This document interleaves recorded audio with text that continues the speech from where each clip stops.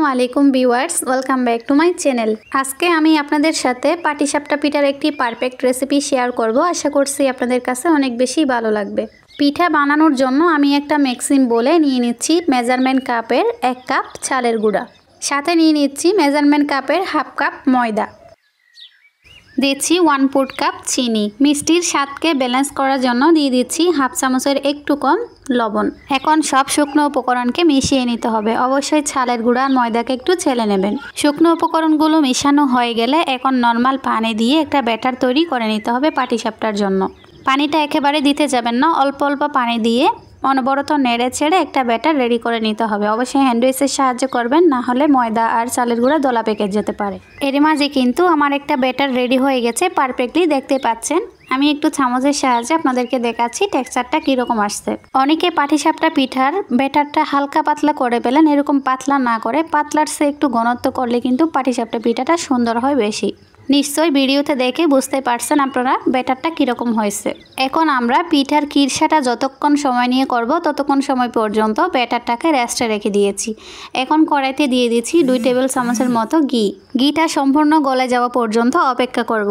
ঘিতে অল্প একটু তাপ দেওয়ার পর দেখতে পাচ্ছেন ঘিটা একদম সম্পূর্ণ গলে গিয়েছে। এখন আমি দিয়ে দিচ্ছি চিনি গুঁড়া চালের সুজি। অবশ্যই এটা আমি বাসায় বানিয়ে নিয়েছি, আপনারা চাইলে বাজারের কেনা সুজি দিয়েও করতে পারেন। তবে এভাবে যদি চিনি গুঁড়া চালের সুজি বাসায় তৈরি করে পাটিসাপটা পিঠাটা বানান, তাহলে পিঠাটা খেতে অনেক বেশি ভালো লাগে এবং ফ্লেভারফুল হয়।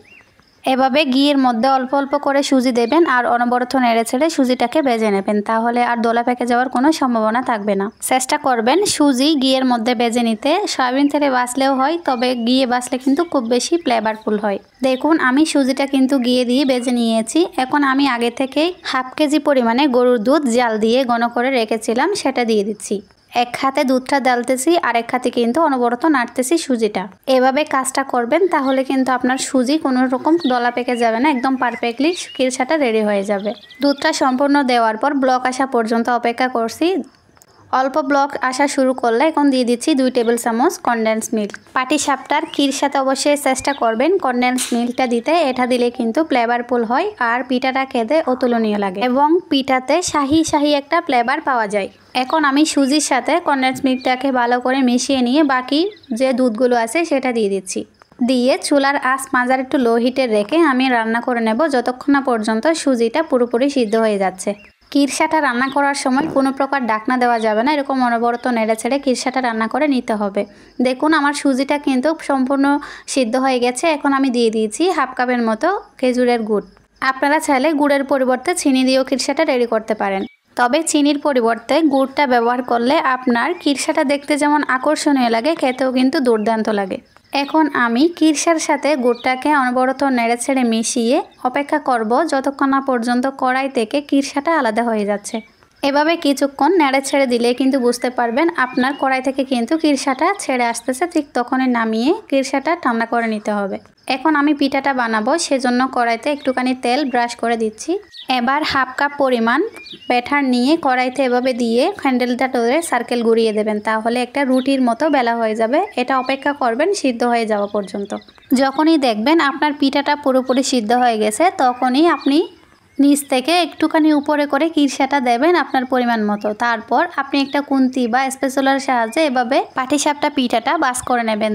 দেখতে পাচ্ছেন এভাবে একটুখানি বাস করে নিলেই আপনার পিঠা রেডি। একটু লক্ষ্য করে দেখলে বুঝতে পারবেন কিভাবে পিঠাটা বানাচ্ছি। আমি বোঝার সুবিধার্থে আর একটা পিঠা বানিয়ে দেখাচ্ছি। হাফ কাপের মতো ব্যাটার নিয়ে আবারও দিয়ে দিলাম কড়াইতে। এখন অপেক্ষা করব পিঠাটা পুরোপুরি সিদ্ধ হয়ে যাওয়া পর্যন্ত। দেখুন পিঠাটা সিদ্ধ হয়ে গেছে। এখন আমি কিরসা দিয়ে জাস্ট এভাবে বাস করে নিচ্ছি। সেম পদ্ধতি ফলো করে আমি সবগুলো পিঠা বানিয়ে নিচ্ছি। পিঠা পুলি আমাদের দেশের শীতের একটা ঐতিহ্য, আর পাটিসাপটা পিঠা শীতের পিঠাতে অন্যতম একটি। এর স্বাদ কিন্তু অতুলনীয়। দেখতে পাচ্ছেন আমি সেম পদ্ধতি ফলো করে সব পিঠাগুলো বানিয়ে নিয়েছি।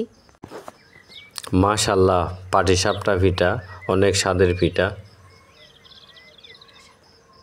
অসাধারণ অমৃত স্বাদ হয়েছে।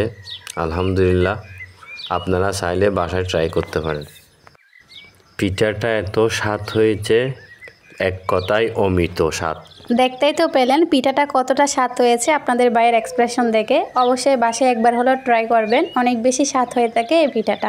আজকের এই পিঠার রেসিপিটা আপনাদের কাছে কেমন লাগছে কমেন্টস করে জানাতে কিন্তু ভুলবেন না। আর যারা আমার চ্যানেলে কোনো নতুন আছেন অবশ্যই চ্যানেলটাকে সাবস্ক্রাইব করে নিয়মিত চ্যানেলের সাথে থাকবেন। আজকের মতো এখানেই বিদায় নিচ্ছি। আল্লাহ হাফেজ।